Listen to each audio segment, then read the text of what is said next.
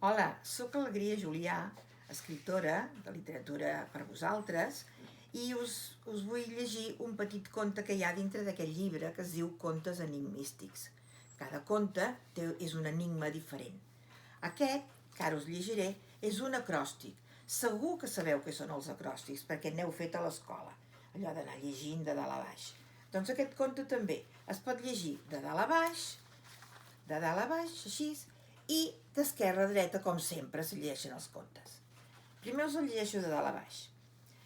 Es va trobar un barret per protegir-se del sol, però l'amo el va reclamar.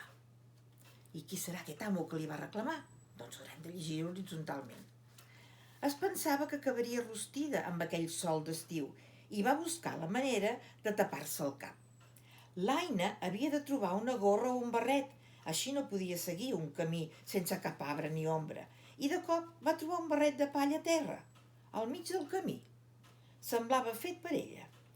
Encara que tingués 2 forats, li serviria per protegir-se d'aquella calorada i així arribar al final del camí, on trobaria la masia de l'oncle, a recer del sol, i el canti d'aigua per refer-se una mica de la fresca. Però abans d'arribar va topar amb un home i un ase.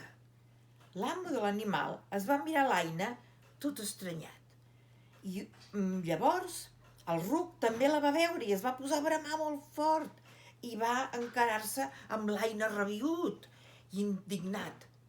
I és que l'ase volia reclamar el seu barret que havia perdut.